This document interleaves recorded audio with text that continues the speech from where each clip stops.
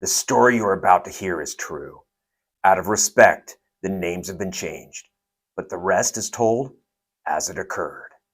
This is Tales of Probate.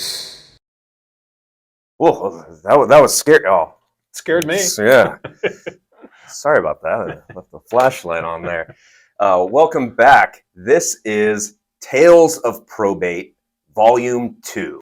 We call this one The Pro-Per Nightmare at the Bullet Hole House. That's pretty interesting, right? I'm Brendan Mohr. I'm a California realtor and certified probate and trust specialist by the California Association of Realtors. And I'm Bill Heyman. I'm a licensed professional fiduciary. I'm also a registered bonded legal document assistant in California and Nevada, as well as a licensed real estate broker in California and realtor in Nevada. Now, before we get to our really great story here, subscribe to our channel right now, like this video. It keeps it as a great bookmark for you because we offer a lot of help in probate and probate real estate in California and Nevada. So please reach out to us with any questions on any information that we put out there or any questions about probate real estate.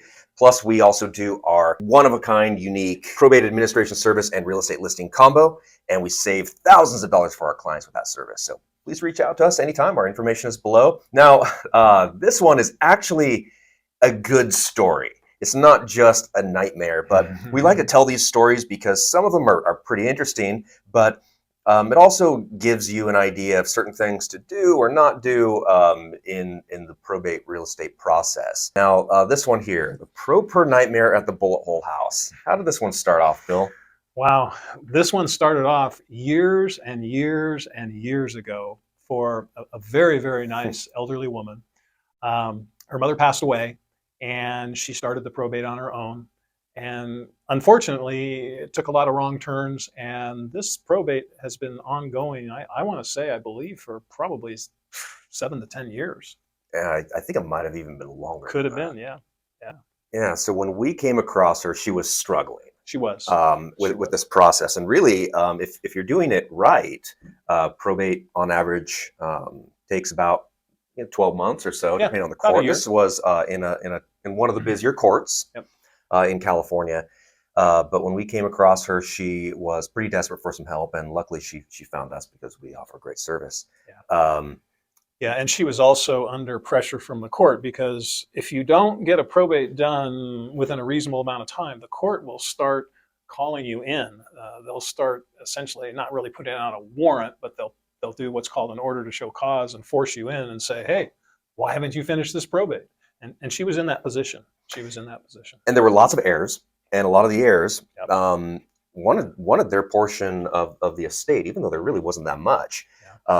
So it's just something like, even if it's a relatively smaller estate, just know that if there's lots of heirs, a lot of the people will end up being on you for getting their amount, even if it's $1,000. Yeah. And to kind of complicate things even more is a few of the heirs, it was a very big family, but 2 or 3 of the heirs actually passed away during this probate.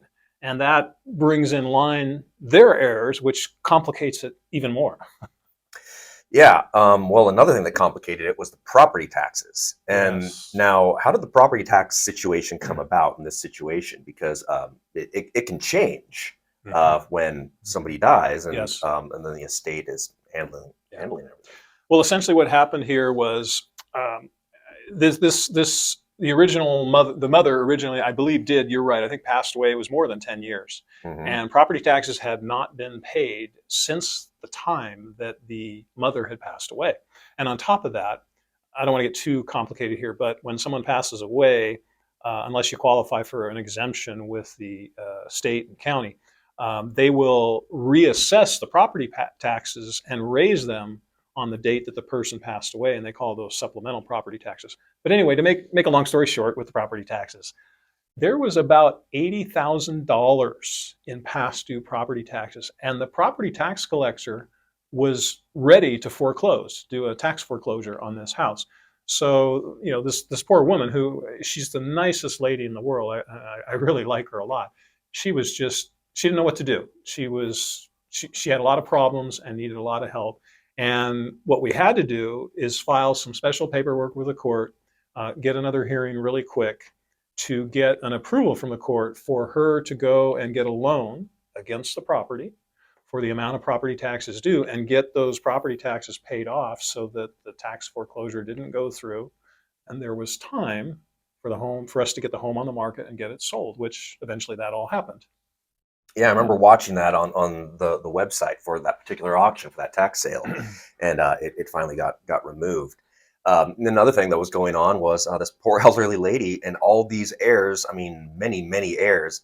She was barely getting any help from anybody. Yeah. So Yeah. she was kind of handling on her own. So far we have a few little cautionary tales. Start the probate quickly. Yes. There's lots of things that can happen that can be very, very, very costly and very stressful. Yeah. And in this particular case, a lot of it was because of the pro per situation. Now you're free to probate your an estate on your own, but we see that all the time. In fact, it's our most common client that comes to us is because they're frustrated doing it on their own. Yeah. And just to reiterate what you said, Brendan, a minute or two ago, is if you delay in filing the probate after someone passes away, nothing good will come in delaying filing probate. Nothing good will come. It will not. It will not. Now, I think we've covered part of the name of this this particular episode, the pro per nightmare. Years and years and years when it should just take a year. And many tens of thousands of dollars is what it ended up costing in property taxes. Yeah. That otherwise the estate wouldn't have had to have paid. But when we go see the house, now that's a whole different thing. It's not in a great neighborhood.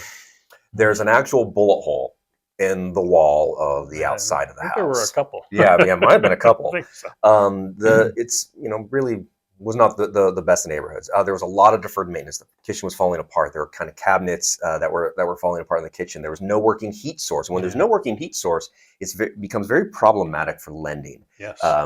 If an appraiser comes in, one of the appraiser's jobs is to assess certain things, and a working heat source is one of those things. And typically a fireplace is not that. It's got to be some kind of a furnace. And this one had old wall furnaces, but they weren't connected. Yeah. So the concern is that it wouldn't qualify for conventional financing, and the condition of the home would have qualified for FHA or VA. FHA and VA were out of the question in that home. Absolutely, and there were just other things about the house, just lots of deferred maintenance. So it was one of those things like we're probably looking for a cash buyer for this one.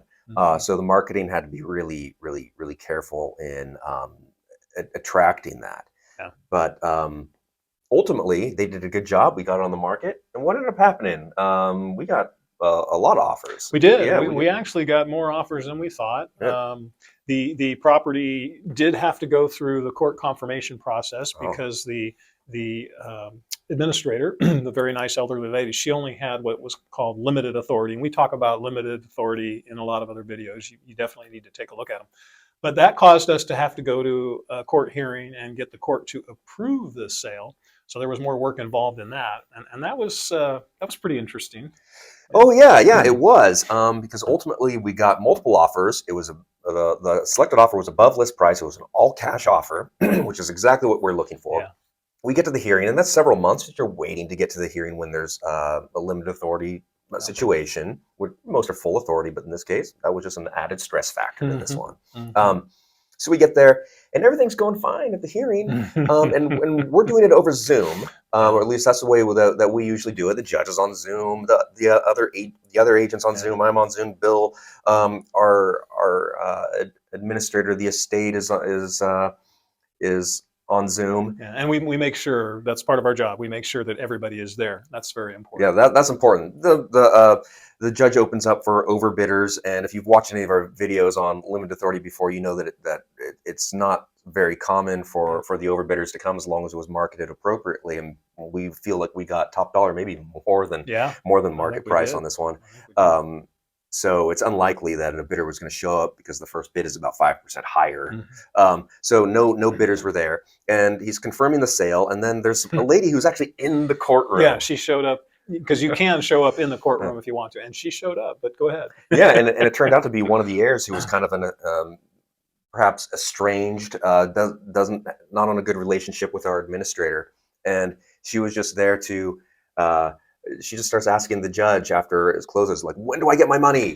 and the judge immediately told her to get out of the courtroom with a bailiff to escort her out. Yeah. That is not the time. If you ever go to a court confirmation hearing, the judge is not there to answer questions to heirs of the estate.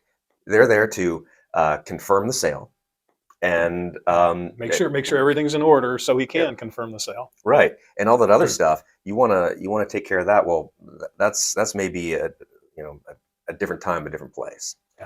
Yeah. And what I think is a happy ending to this story is this really nice elderly lady who I really enjoyed working with her. She is just the sweetest lady in the world. I actually talked to her not too long after all this, and she was so happy. She's living in a nice apartment that she really, really likes. It's a beautiful apartment. She told me over the phone, she said, Bill, I feel like a weight has been lifted. I was depressed for years over this, and now she says, I feel good about life again. And that's what it's really all about, is getting these problems taken care of and coming out on the other side in good shape. And she did. And I'm really happy for her because, like I said, she's very sweet lady. Very sweet lady. I like her a lot. Yeah, very sweet. And really, she was fantastic the whole time. If we needed something from her, she got it. Yep. Got it to us. When it came to putting it on the market and getting showings going, she did everything that she was supposed to do. She left for showings. She made it easy to schedule. When it came to the hearing, she showed up on time. Anytime I needed a document signed. So that was wonderful. And that's really what it takes. It's really a partnership in these types of things. And for a really stressful situation, she really did a fantastic job. And this is a good this whole situation, this whole case was a really good example, Brendan, of how we like to call it our probate real estate listing combination service helped, because that's exactly what we did with her. She listed the property with us. We finished off the probate for her and got the home sold. She wasn't charged a penny for the probate. All she paid was the real estate commission, which was 6%.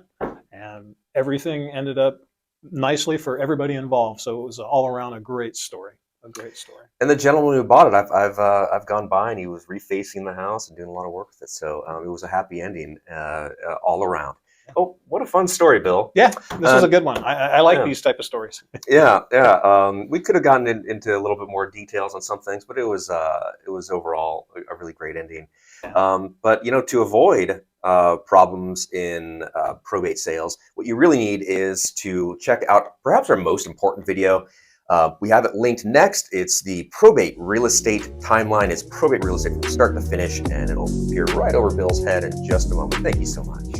Thank you.